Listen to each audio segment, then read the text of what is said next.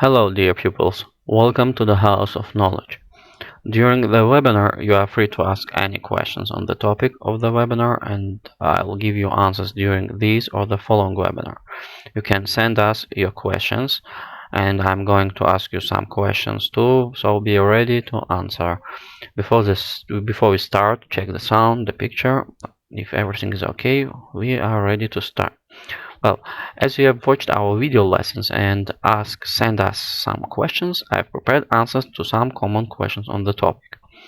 And the topic of our webinar today is emergency service. Сегодня мы разберем наиболее часто задаваемые вопросы, учащимися по теме службы экстренной помощи.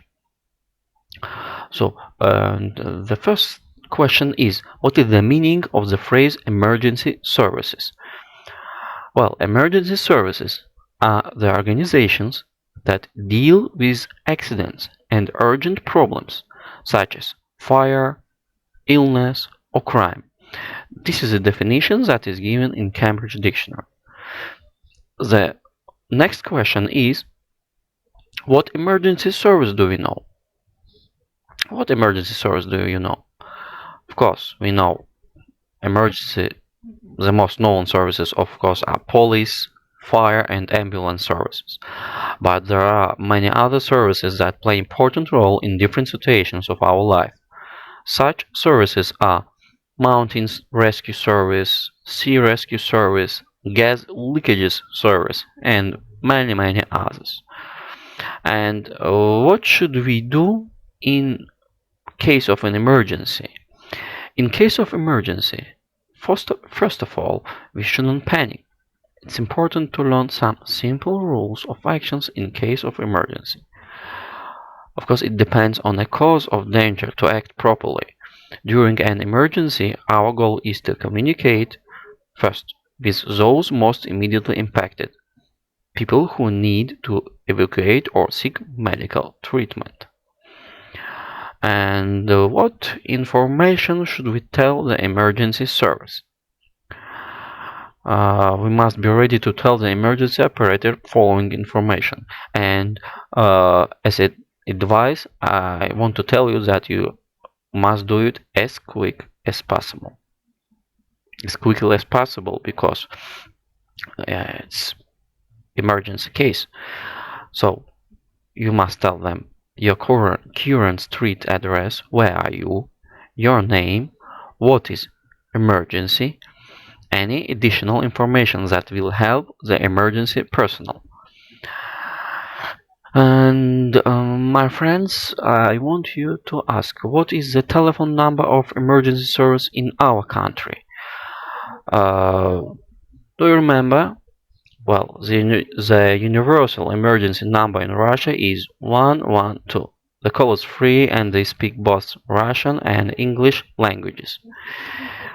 Dear pupils, in case of calling emergency service, you should remember some phrases that will help you to communicate with operator. First, if you want to ask something or you hear asking, can I speak to, please? Or could you put me through to, please? Responding, you can say or you can hear, just a moment please, please hold the line, or stay on the line please. And requesting, you may hear, could you please, can I have, please send help as soon as possible, or please come as quickly as you can. My friends, please make up a short dialogue with these phrases. Sometimes you can hear from the operators the following things: please hold the line, or hold on a minute. It's similar. What is the nature of emergency? Please. What exactly has happened? Where exactly are you? Could you tell me your exact location? And why is it forbidden to make a false call? Calling emergency services for any purpose other than to report a true emergency could result in criminal penalties. Each country has different punishments for emergency call misuse, but in the worst cases, abuse can lead to jail time and stiff fines. It's important to everyone's safety that emergency services time and energy are spent where they are needed. Calling emergency services for anything other than its intended purposes can threaten that.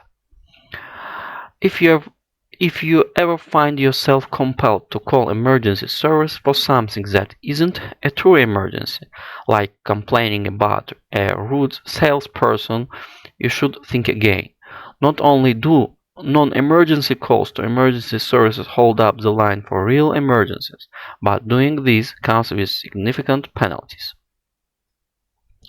Well, my friends, I think the topic of emergency service is clear, and we are ready to get to another topic of today's webinar, emphasis.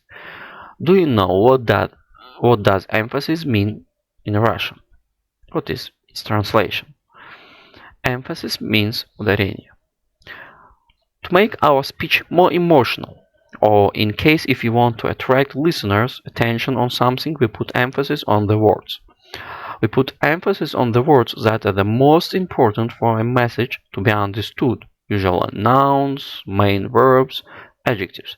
These words are the stressed forms, while the ones that are less important are weak forms that are not stressed, usually articles, prepositions, auxiliary verbs, pronouns and conjunctions. Мы ставим ударение на словах, которые являются наиболее важными для сообщения, чтобы быть понятными. Как правило, это существительные, смысловые глаголы, прилагательные.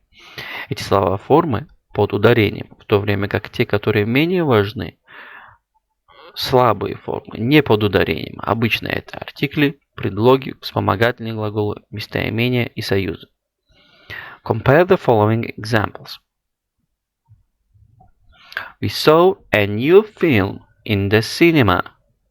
And we saw a new film in the cinema. I think you can hear the difference of emphasis.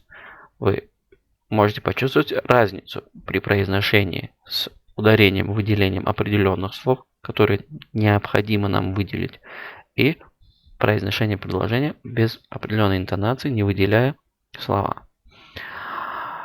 And now our task is to read the sentence and try to say what part of speech is it and what word is under the stress. Robert has been to London.